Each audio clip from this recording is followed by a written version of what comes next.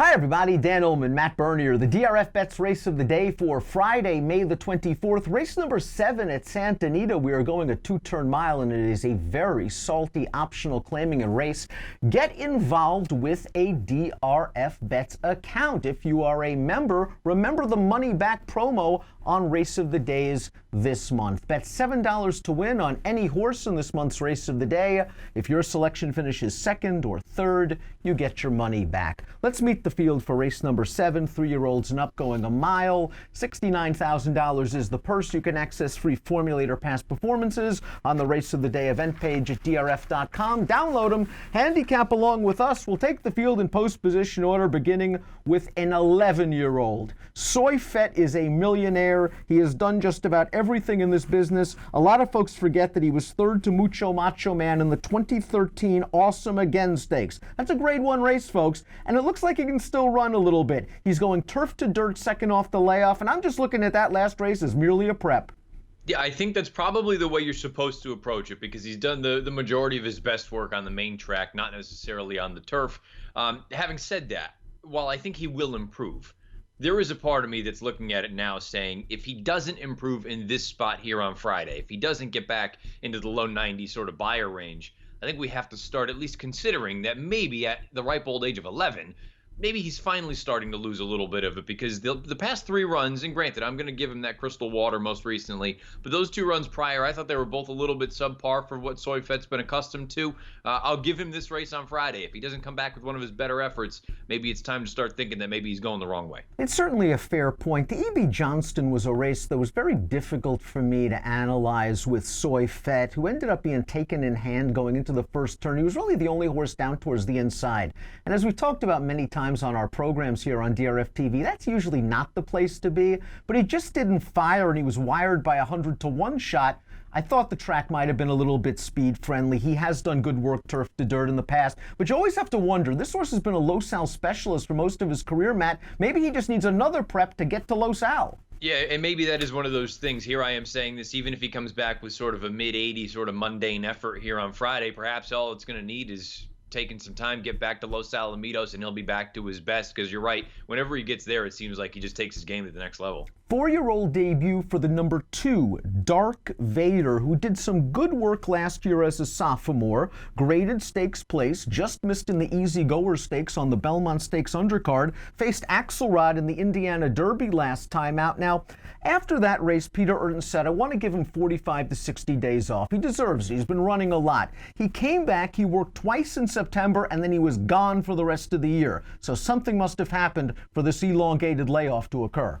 Yeah, I agree with that, but everything that you laid out for this horse as a 3-year-old is why I think you have to look at him as a major player in this race. And who knows, maybe he'll be a welcome addition to that older division, because it still seems like they're trying to figure themselves out. He did some good things as a 3-year-old. He was never a superstar. I think he was a little bit more of a late bloomer as opposed to some of the other horses that, you know, they're thrust onto the Triple Crown Trail. And I know he tried the Bob Lewis and it just didn't work out for him, but I think this is an interesting horse. And I think if you're looking at this race, he, to me, and there's one other horse as well, we'll get to in a little bit, if anyone's going to take a forward move, I think there's only 1 or 2 horses in here. Everyone else, for the most part, you kind of know what you're dealing with.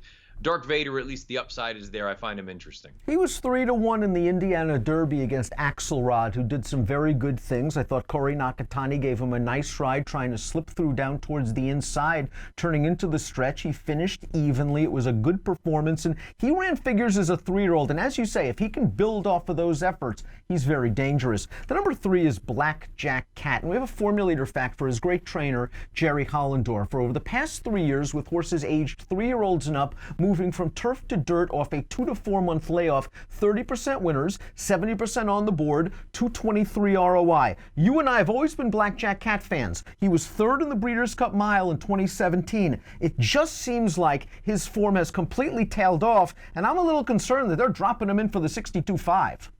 He's a fascinating case to me, not necessarily in this race, but just trying to analyze what happened, because this horse went from just firing probably as big a shot as he possibly could in that Breeders' Cup, and he just was never the same after that. And this is a scenario where I recognize he's got speed figures that are nice on turf. Look, I hate the idea that he's on dirt to begin with. I don't want any part of him in here. I'm just very curious to know what could have possibly happened. Did he really just fire his shot and then all of a sudden there's nothing left there in the tank? It's entirely possible. It kind of seems that way because his form has just been dreadful since that race. So questionable recent form, questionable on this surface, as is Restrained Vengeance, his next door neighbor. Restrained Vengeance tried dirt again last time out in the Zia Park Derby, and after that race you thought he would never try dirt ever again. Yet here he is off of a long layoff on the main track. He's done some nice things on the turf. Upset winner of the Oceanside Stakes at Del Mar, couple of even performances in races after that. Something tells me that this race might just be a nice prep. Let's just get him back into some good form and switch him to the turf down the road. Yeah, agreed. That's the way I looked at this. And also keep in mind, I know it's not right around the corner, but Del Mar's not that far off. And it seems like that's when he's done some of his better running over the Del Mar turf course. I look at this and say it's probably nothing more than let's get a tightener into him, get him ready for the grass. Let's throw up the Timeform US pace projector for this race. The expected leader, according to Timeform US, is the number 5, Cayman's Cobra. Last seen almost a year ago in an optional claiming race at Churchill Downs. He caught a wet track that day. He was pressing a fast pace. I really don't want to hold that race against him. The layoff is a concern, but Richard Baltas is a very shrewd horseman, and they picked this horse up for $90,000 at the Keeneland January sale and immediately gelded him. Something tells me they like this horse. He does have speed. He does have upside.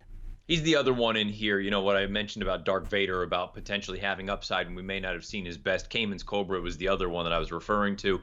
For all the reasons you made mention, fresh face here, new gelding, and I have to be honest, I don't think his dirt races are all that bad. I think he did some good things early on, whether it was at the fairgrounds or even the race at Keeneland when he went out there and won over a wet, fast track. I think it's a scenario where if you don't like any of the sort of known commodities, why not take a completely fresh face, especially if you believe that pace projector. We know speed going 2 turns at Santa Anita is dangerous. Another horse returning off a lengthy layoff is Devisor. Phil D'Amato did a sensational job with Devisor last year, transforming him from a $40,000 maiden claimer into a horse that earned a stakes place and going 1.25 miles behind a good horse in Dabster in that Los Alamitos special. He was wide most of the way in that race. I think the 1.25 miles was a little far for him, so I do like him cutting back to this distance. The question is, will D'Amato have him ready fresh? He usually does. The other thing about that Los Al race, there wasn't a lot of pace for him to run at. He was trying to make a move into basically a paceless race, and he just got a little bit tired down the lane. Keep in mind, not only 1.25 miles, but one of the longest stretches here in North America. I think Devisor's a nice horse. He's another one, I suppose you could look at it and say not totally exposed, but I'm a little less inclined to say that. I feel like you're probably going to get a high 80, low 90 buyer. It's potentially good enough to win in a spot like this. I think it might take slightly better than that, but he's not out of the realm of possibility. When discussing Cayman's Cobra, we discussed how Richard Baltas does very well with new acquisitions. Well, look what he did with 235. He claimed him for $25,000 in 2018, and he basically earned $100,000 for these connections. Big buyer speed figure over the Santa Anita surface in June, thrown to the wolves against Catalina Cruiser, thrown to the wolves against Accelerate.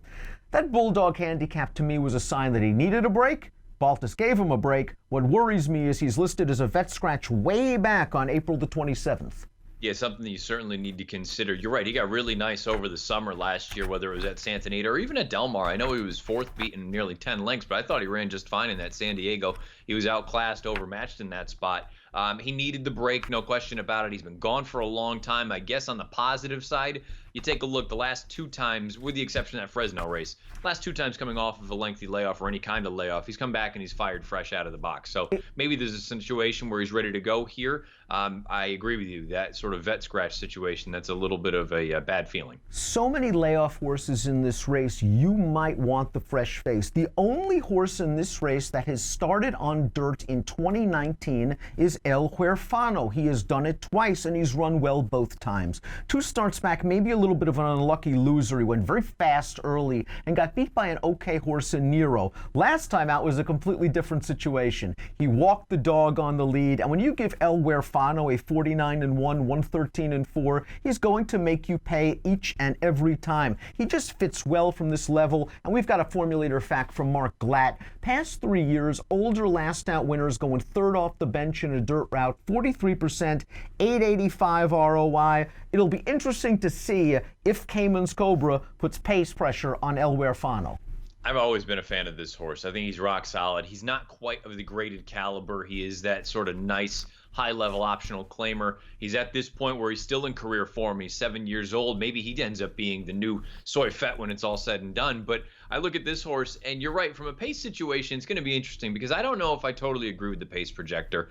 I think El Huerfano, you kind of know what his game is. It's speed. I'd be stunned if Drayden Van Dyke was really content taking him off the pace. And if Cayman's Cobra really was intent on it, I suppose maybe you let him go. But I'd be stunned if he was any farther than a length or two off the pace. I think he's going to be outright on it. Pick time for Friday's race of the day. We agree. We both like Dark Vader despite this layoff. He just did enough good things at 3, earned enough fast races at 3 that if he just moves forward, and Peter Urton has some really enviable statistics with horses off 6-month layoffs, if he moves forward and he has the tactical speed to stay close to the pace, we're expecting a good effort.